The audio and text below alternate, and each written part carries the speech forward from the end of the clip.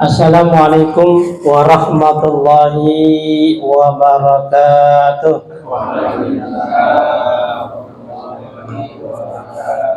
Bismillahirrahmanirrahim. Alhamdulillahil fatih lima ubrika wal khatim lima sabab wan nasiril haq bil haq wal hadi ila siratikal mustaqim wa ala alihi wa sahbihi haqqa qadrihi wa miqdarihil azim. Allahumma akhrijna min zulumatil wahmi wa aqimi nuril fahmi wa ta'alina bi ma'rifatil ilmi wa ahsin ahlakana bil ilmi wa sahil lana abwaba fadlik wa risur alaina min hazani rahmatika ya arhamar rahimin. Alhamdulillahi rabbil alamin. Al-Mukaramin, para asatidzah yang saya hormati, Ketua Pengajian Bapak RT Asmawi beserta jajarannya, Bapak Subagio, Bapak Mansur, dan juga yang saya hormati para orang tua saya, tokoh masyarakat, Bapak Haji Lili, Bapak Subur, dan juga jamaah Majelis Talim Al-Baniyah rahimakumullah. Teristimewa Sahibul Bait yang menarik pada hari ini Bapak Mas Warto. Mudah-mudahan sehat, panjang umur, dimurahkan rezekinya, keluarganya sakinah mawaddah warahmah, ya Pak Hasbullah, tim sorot menyorot, ya. Dan juga yang saya hormati jamaah sekalian, alhamdulillah pada malam hari ini kita bertemu kembali dalam rangka thalabul ilmi. Mudah-mudahan Allah buka mata hati kita untuk menerima ilmu yang bermanfaat. Salawat dan salam marilah kita curah limpahkan kepada baginda alam Nabi besar kita Muhammad sallallahu alaihi wasallam. Bapak yang saya hormati, sekedar mengingatkan bahwa kita sekarang berada di akhir bulan Dzulhijjah, kalau nggak salah tanggal 29 ya, atau tanggal 28. Berarti sebentar lagi kita masuk tahun baru Islam 1445, ya, hitungan beberapa hari lagi. Mudah-mudahan kita sehat panjang umur. Nah, sekarang kita lanjutkan ngaji fikih. Sekarang fikih. Kalau tadi pagi tasawuf. Ya, orang ngaji fikih mulu nih, jago fikih, timbulnya apa? Sombong. Dikit-dikit nyalain, salah lo sholatnya, yang bener begini. Kenapa jago fikih?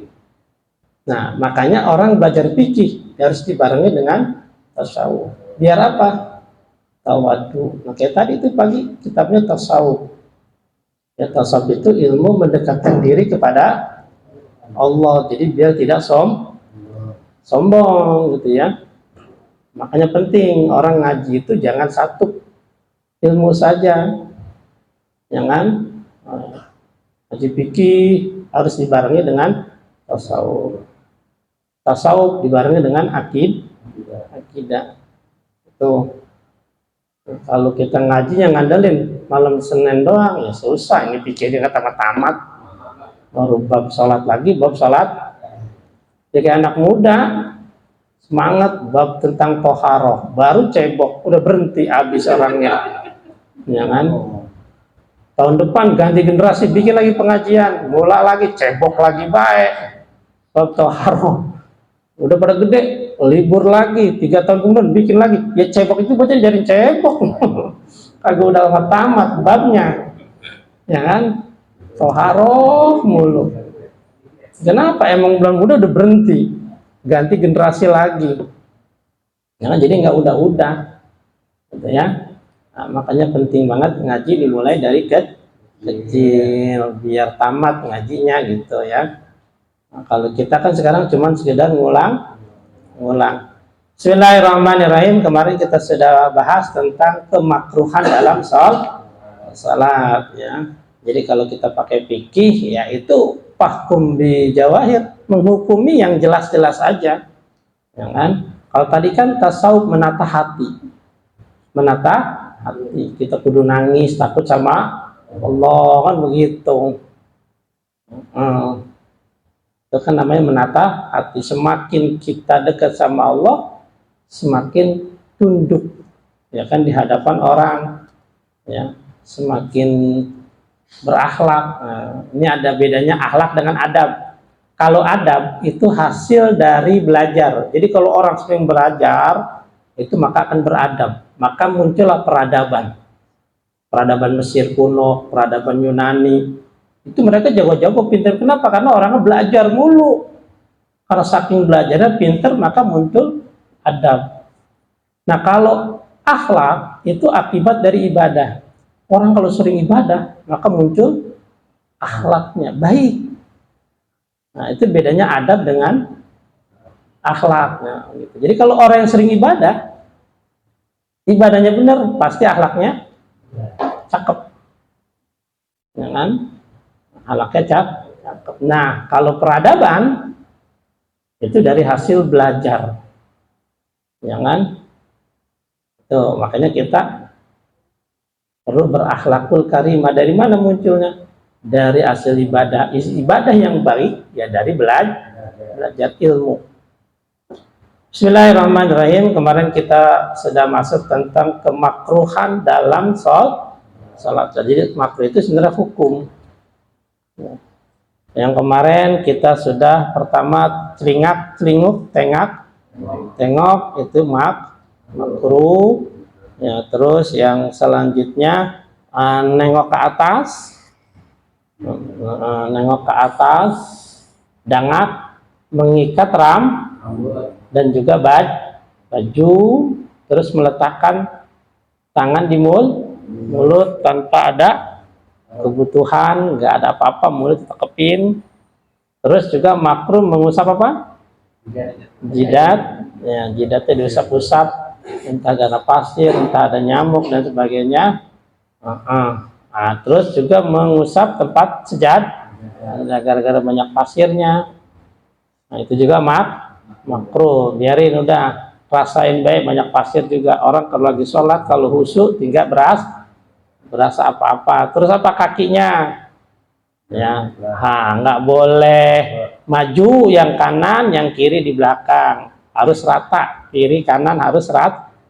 Tidak boleh rapat juga, bukan tidak boleh makruh rapat ya. Renggang, kalau sejengkal gitu ya. Tidak boleh sholat juga menahan kencing, nahan lapar, nahan haus. Kalau waktunya luas lebih baik makan dulu. Kalau waktunya luas kencing dulu gitu. Kalau waktunya sempit mau nggak mau tahan. Waktunya 5 menit habis, subuh bangun jam 6 ya kan, aci makan sarapan dulu, kapan sholatnya udah langsung itu mah tahan, lapar juga, kencing tahan dulu ya kan, kenapa pengen ya. Tuh, terus juga berludah di dalam masjid. Kemarin kalau di luar masjid makruh, kalau dalam masjid haram ya. Kalau kita mau meludah ya buanglah ke kiri ya. Itu. Terus wa yukrahu ayadahu ya, terus juga makruh meletakkan tangan di pinggang salat telak pinggang kemarin. Wa yahfadha ra'sahu, dan juga ketika ruku terlalu nukik. Kepalanya terlalu nunduk kayak ayam pelung. Dengan itu makruh ya, fi ruku'ihi ya.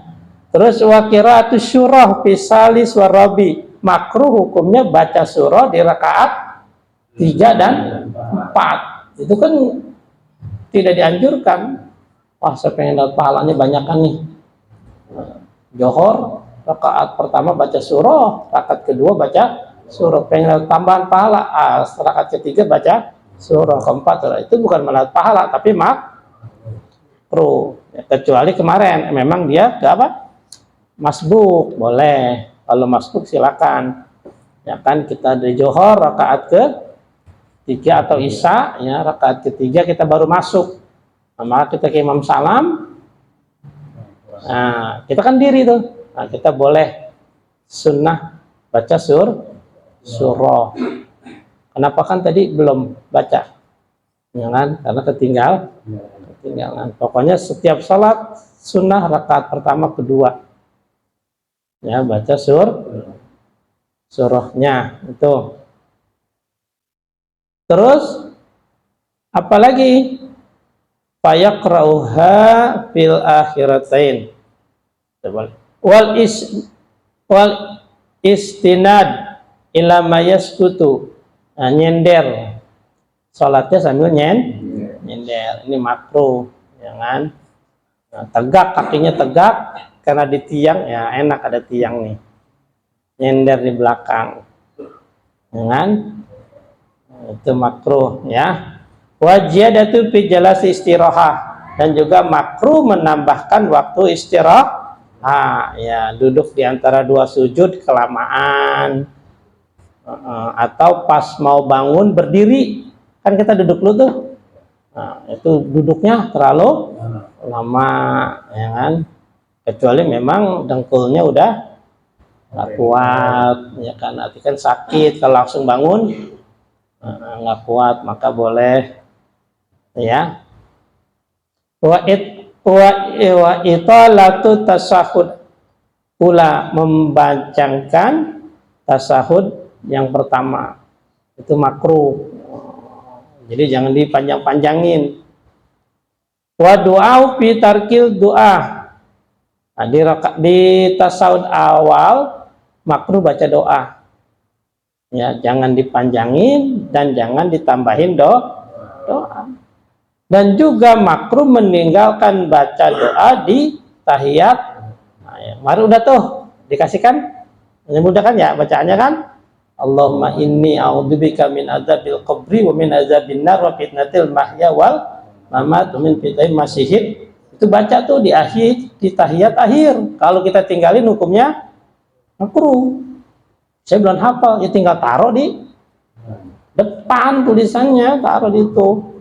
Yang penting jangan pakai kipas angin, mabur lah kemana. Ya kan? Kalau di kipas angin taruh tandingin apa kek? Kalau nggak tempel di tembok. Ya kan, setiap salat kita kan baca tuh. Lama-lama jadi apa? Hafal, ya kan? Tulis. Berarti salat itu jangan pindah kan di situ. Di masjid jangan ditempel. Ya nggak apa-apa sih kalau mau bilang tempel, ya kan? Allahumma inni a'udzubika min adzabil qabri wa min adzabin nar wa fitnatil mahya wal mamat wa min fitnatil masyihid. Ya, ada juga sih beda di situ, ada beberapa. Ya silakan. Dan itu doanya luar biasa kan? Doa yang sangat luar biasa. Jadi tambahin. Tahun 1444 saya di tasawuf akhir nggak baca tambahan. Sekarang di tahun baru 1445 saya harus pakai tambahan. Namanya ibadahnya ningkat. Gimana caranya harus tambahin? Ya kan? Bikin tulisan di rumah, ya kan? Ditempel atau setiap hari dibaca. Ya. Insya Allah lama-lama hafal. Ya kan? Hafal itu karena biasa. Ya, karena biasa. Itu. Terus selanjutnya yang termasuk makruh juga adalah wa muqarinatul imam, barengin imam fil af'al, dalam pekerjaan. Nah, jadi imam ruku dia ruku bareng, imam takbir dia takbir bareng. Itu makruh tuh. Makanya biarin imam dulu. Makanya kemarin sering saya katakan imam gerakannya diapain? Cepetin. Allahu Akbar. Jangan Allah. Makmum udah nyelonong duluan, udah bar duluan. Padahal imam belum selesai. Karena makmumnya menggesit Allahu Akbar. Jadi imam baru jalan, si makmum udah nyampe. Kenapa? Karena gerakan imamnya lambat. Ya kan? Gitu. Jadi kalau perlu gerak dulu baru ngomong Allahu Akbar. Jadi si makmum yang nggak ngelihat imam, jadi paham, nggak ketinggalan. Ya, jadi kalau si imam gerakannya lambat, ya si makmum yang di belakang nggak ngelihat, oh imam udah Allah, oh pasti imamnya udah ruku, padahal masih jalan gitu. Maka gerakan si imam agak cepat, nah gitu kan. Dan ucapannya itu bergerak dulu, baru ngomong. Jadi jangan Allahu Akbar belum ruku, si makmum yang nggak ngeliat menungging baik, ya kan? Ya, berarti kan nipu itu, nipu makmum, berarti si imam, ya kan? Nipu imam, nipu. Ya kan? Maka lebih baik kita bertakluk jadi imamnya Allahu Akbar. Maka imam juga kadang-kadang makmum juga lagi puyeng juga, pusing juga kan, dengar bar langsung, biar cepat kan begitu, biar cepat nih selesai. Nah, maka itu jadi kalau ngebarengi makruh duluin haram malah, ya kan? Nah, maka jangan sampai menduluin. Dan mengencangkan suara di salat sir, johor kenceng makruh, nggak apa-apa sih tapi makruh, ya kan? Atau di rakaat ketiga, ya kan seharusnya sir dibaca kenceng, itu juga makruh, ya kan? Atau ya ini kan kadang-kadang si makmum juga bacanya harus sir, kalau kenceng apalagi di belakang imam mengganggu imam. Bismillahirrahmanirrahim, alhamdulillahirrahmanirrahim. Si imam kagok takutnya, iya. Jangan. Maka yang di belakang imam suaranya jangan terlalu kencang, takut ngerecok-recokin bacaan imam. Jangan. Kalau imam sewot, berisik lu gitu. Gua kagok.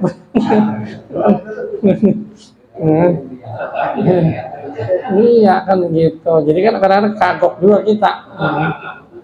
Maka jangan kencang.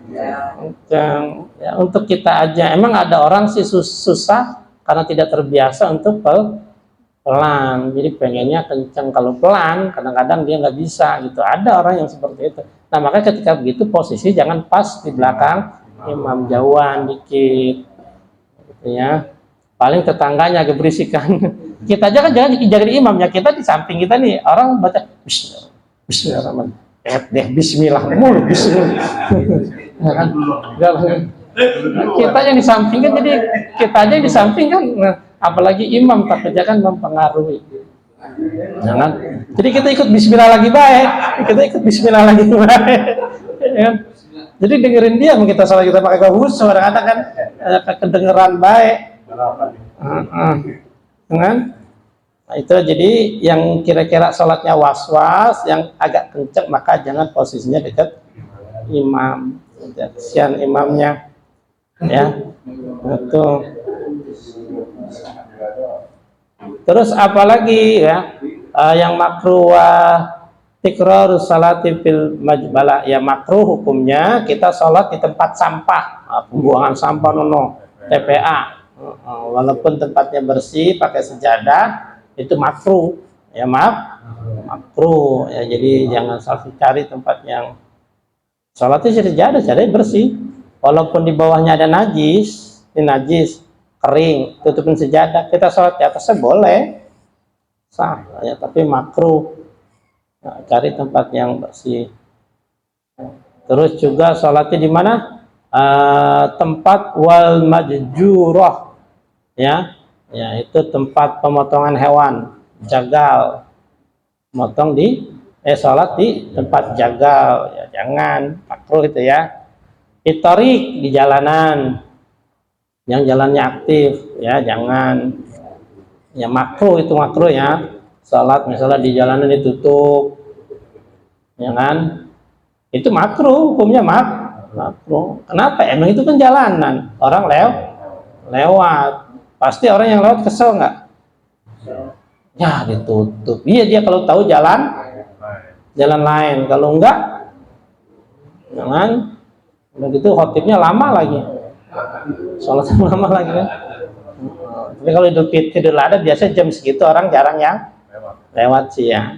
Nah, makanya dikondisikan kalau jalan ditutup itu jangan terlalu lama, itu kesian. Ya orang yang lewat. Ya sekarang gini saja. Jangankan sholat, kita hajatan nih, hajatan, nutup jalan gimana hukumnya tuh, PRT, yang sering izin nutup jalan. Nah, secara hukum nggak boleh itu. Kalau mau izinnya sama sekampung atau jangan PRT doang. Yang lewat yang PRT bukan, yang lewat yang kita, ya kan? Ini mentutup hajatan, ya kan?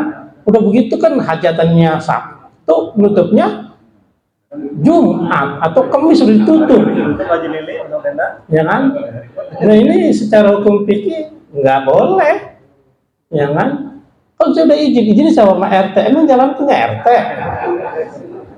ya kan? Bisa udah ngasih DP sama RT, nah lo tanggung jawab RT tuh, ya kan? Udah nyorok RT saya juga kan diizinin sama RT, ya kan? Nah, ya hati-hati makanya, hati-hati, ya kan? Kalau terpaksa ketutup jangan terlalu lama. Itu sih nggak masalah kan. Orang yang nggak tahu, ya kan, orang yang nggak tahu jalan, nah, yang tahu jalan dia kesel kadang-kadang kita. Ya jadi jangan terlalu lama, apalagi jalannya jalan yang utama, kan, jalan utama, yang tidak ada jalan pintas. Ini kan juga ngerepotin orang hati-hati, gitu ya. Kalau tukang tenda mah terserah tuan rumah, nggak ada masalah, tutup ya tutup kata, ya kan? Ya jadi tuan rumahnya kan. Jadi harus benar-benar, gitu ya. Jadi jangan mementingkan kepentingan sendiri, kepentingan orang lain tidak dipikirkan. Ya tetap ya udah paling juga pas hari ya, berapa jam lah, ya kan gitu. Ya, jangan terlalu lama. Ya terus tenda kagak dicopot-copot itu tenda. Belum dibayar. Kan susah lewat juga kan. Atau kalau mau dipakai mungkin jangan pas pakai panggung, biar selesai digeser bangkunya kan bisa lewat. Kalau panggung kan ribet gesernya, ya kan? Nah, itu. Nah, jadi kita juga harus mengutamakan kepentingan orang lain. Ya, ada yang sakit perlu mobil, gimana caranya? Sedangkan jalannya ditutup, ya. Nah, terus apalagi makruh juga bebat nilwadi, sholatnya di lembah tempat jalannya air, jangan. Ini makruh. Ya kenapa? Takutnya ada air hujan bawa, ya. Pilkanisah di gereja, jadi hukumnya makruh sholat di gereja, ya kan? Oh nggak ada tempat lain, ya sholat lah, tapi makruh, ya kan? Bai'ah itu tempat ya, ibadahnya Nasrani, ya kan? Di kuil, di mana? Kelenteng, ya, di candi, wah sholat di candi Borobudur, makruh hukumnya. Fil makbarah, di kuburan, ya kan, sholat di kubur makruh di kuburan, ya kan. Ya kecuali memang ada penghalangnya, gitu ya, kuburan jangan makruh. Atau di atas kuburan yang baru digali itu juga najis, nggak boleh sholat di kuburan, ya kan, yang baru digali. Kan ada kuburan yang baru digali itu, maksudnya ada kuburan lama kan digali tuh mau dipindahin, itu bisa najis karena kan tanahnya sudah mencampur bangke kan, mayat digali tuh. Terus juga fil hamam, ya di kamar mandi, di sauna, mandi uap. Nah, ada kan mandi uap membersihkan apa itu ya? Wah bersih di saat sini aja, makruh. Yang dasar orang kampung di hotel masuk sauna dipakai buat sholat, ya kan? Tuh ya, itu. Terus sholat juga di mana? Di atas Ka'bah. Wih, saking kayanya sholat di atas Ka'bah, dia naik, ya kan, boleh sama raja, makruh. Kalau sholat di atas Ka'bah madep mana? Tengkurut sholatnya. Tengkudang kan bawahnya dia apa? Ka'bahnya di bawah, ditengkurut dia sholatnya kali ya. Dengan makruh jangan. Nah, wapi saupipi tasawir, salat pakai kaos bergambar makruh. Oh, itu makruh itu. Nah, jadi jangan pakai gambar, salatnya jangan ada gambarnya, kaosnya, bajunya. Ya, gambar termasuk corak, gitu kan. Batik corak juga. Yang bagus itu yang sunnah kan yang putih polos, putih polos nggak ada, ya, polos hitam, polos biru, pokoknya polos deh. Nah, gambar batik, ya kan, wah sama gua nih batik kan begitu, ngejek. kok dia masih bagus batiknya, ya gambar-gambar itu bikin orang jadi apa? Menghilangkan konsentrasi. Makanya ketika kita terpaksa salat pada gambar jangan paling depan. Kenapa? Orang di belakang pasti baca, pasti ngeliat kan begitu. Kaosnya gambar rame, tulisannya banyak lagi. Yang di belakang udah usung, liatin ke bawah aja nggak tergoda. Karena imamnya lama, nengok imamnya siapa sih? Dia. Nah ketahuan di belakang, nah ada tulisan ini. Ini dari bawah sampai atas dibaca semua. Belum mudah juga nih imam. Sampai tamat dia baca, imamnya belum mudah juga kan. Jadinya menghilangkan konsentrasi kan, kehusuan. Yang kira-kira bajunya tipis itu kadang-kadang jadi bahan pikiran otak kita. Ya kaos kutangnya bolong, itu kan kalau bajunya putih tara nggak? Tara, nih tuh baju bolong kan gitu kan. Kaos kutangnya tara banget. jadi bahan tidak konsentrasi kita gitu. Yang begitu jangan dipakai deh tuh. Ya, kenapa? Ya takut menghilangi konsentrasi. Namanya juga sholatnya orang awam kita makan ya. Jadi jangan sampai menghilangkan konsentrasi orang gitu ya. Makanya yang bagus sholatnya di mana? Depan, aman di depan mah. Ini lagi saya ingetin, kalau Allahu Akbar itu udah maju. Ya Allahu Akbar duduk baik. Ya kan? Selesai qomat udah ada yang diri ini. Jangan nungguin imam. Pokoknya udah qad qomati shalah, qad qomat, bikin barisan. Nah, bikin baris, nah, cari paling depan biar konsentrasinya lebih fokus gitu ya. Nah, jadi jangan diem baik gitu ya. Sekali lagi, kalau sholat wajib pakai qomat, imam tidak dianjurkan baca sholat itu dia kan as-salatu jami'ah rahimakumullah, enggak usah. As-salatu jami'ah rahimakumullah kan imam kan, as-salatu jami'ah enggak usah. Kenapa udah ada qomat? Qomat itu menandakan segeranya. Nah, itu disunatkan buat sholat berjamaah tanpa qomat. Kayak apa? Taraweh, sholat Idul Fitri, Idul Adha, jenazah, kan nggak pakai qomat kan? Nah, itu baru imam as-salatu jami'ah rahimakumullah. Nah, menandakan sholat berjamaah akan dimulai gitu. Jadi kalau yang pakai qomat nggak usah. Jangan jadi gumajir itu. Jadi qomat tujuannya sholat segera dimulai. Makanya cepat kalau udah qomat di sholat udah. Jangan ata-ata ngumpet di balik tiang.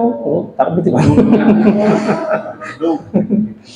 Iya, takut disuruh jadi. Pokoknya mahjubnya di depan paling belakang imam itu menjadi siapa imamnya kayak kan begitu. Tengok. Maju gitu ya. Gitu. Bangun tidur pisan juga tidak boleh makruh ya, kecuali kesiangan ya, itu. Nah, itu sesuatu yang makruh ketika kita dalam salat. Mudah-mudahan menjadi ilmu yang bermanfaat, kita bisa amalkan untuk memperbaiki dan meningkatkan ibadah kita di tahun baru 1445. Mudah-mudahan kita sehat berkah ya, Mas Warto juga rezekinya biar tambah lancar, keluarganya sakinah mawaddah rahmah, keturunan salih dan salehah, kita semuanya dijaga kesehatan kita oleh Allah Subhanahu wa taala, dipanjangkan umur panjang taat ibadah kepada Allah, dimurahkan rezeki kita, diberikan rezeki yang banyak, yang halal, yang berkah, hajat ingin kita dikabulkan Allah Subhanahu wa taala, dan juga yang punya hajat dikabulkan, yang punya masalah dikasih solusinya, yang punya hutang cepat lunas hutangnya, dan juga yang sakit biar Allah angkat penyakitnya, khususnya Ibu Maisarah, mudah-mudahan Allah beri kesehatan, diberi kesabaran buat yang sakit dan juga buat yang mengurusnya, dan juga saudara-saudara kita yang lainnya. Al-Fatihah. Alhamdulillahirrahmanirrahim. Bismillahirrahmanirrahim. Alhamdulillahirabbil alamin arrahmanir rahim maliki yaumiddin. Iyyaka na'budu wa iyyaka nasta'in ihdinas siratal mustaqim siratal ladzina an'amta 'alaihim ghairil maghdubi 'alaihim waladdallin. Amin. Dari saya sekian, wabillahi taufiq wal hidayah. Assalamualaikum warahmatullahi wabarakatuh.